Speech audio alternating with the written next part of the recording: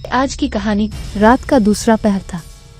वो पहर जिसमें सांसें भी धड़कने लगती हैं और अंधेरा जमीन के हर कोने में घुस जाता है। गांव कालनवर के किनारे एक बोसीदा कब्रिस्तान, जंग आलूद दरवाजे, टूटी कब्रें और एक कब्र जिसकी मिट्टी हमेशा पीली रहती थी।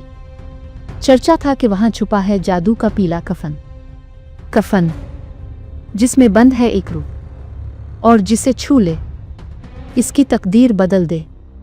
लेकिन मौलिक तौर पर हमाद, गांव का एक आम लड़का, गरीब, मजबूर और बेरोजगार।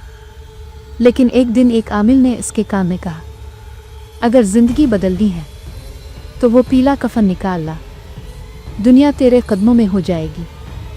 हमाद हैरान हुआ, फिर हंसा, फिर डरा। लेकिन इंसान तो इंसान है, जो चीज से डर जाए वही सबसे ज्यादा कशिश रखती है।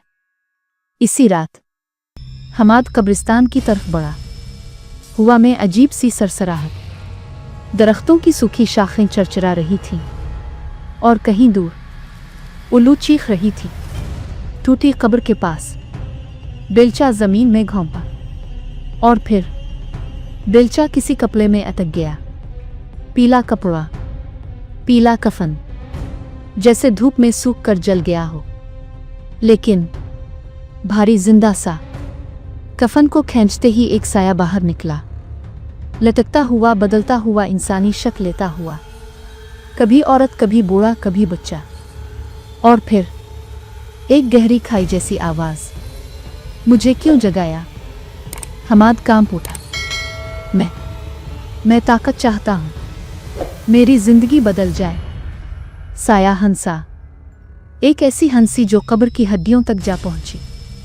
ताकत उनकी होती है जो अपनी रूह बीच देते हैं। क्या ताव तैयार है?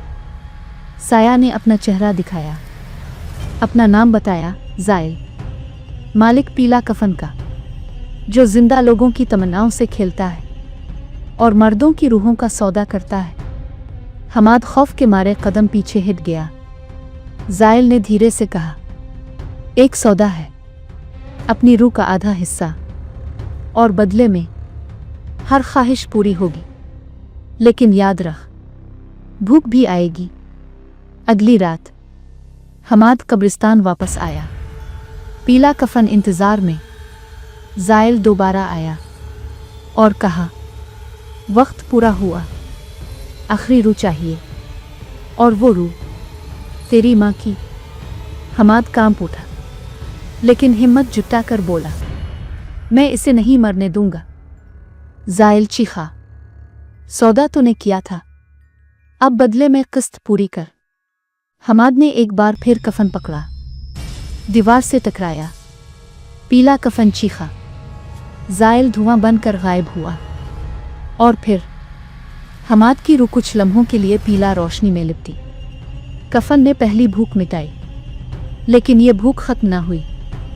हमाद की माँ सेहतयाब हुई, इसकी जिंदगी बदल गई। लेकिन हर माँ गांव में कोई ना कोई मर जाता, और पीला कफन हर बार हल्का सा चमकता, जैसे भूखा जानवर रूह का शिकार कर रहा हो।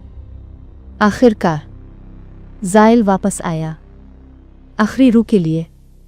पीला कफन फिर जिंदा हो गया और कब्रिस्तान की मिट्टी खुद ब खुद हिलने लगी, जैसे कोई अंदर से पुकार रहा हो। कहानी खत्म नहीं हुई।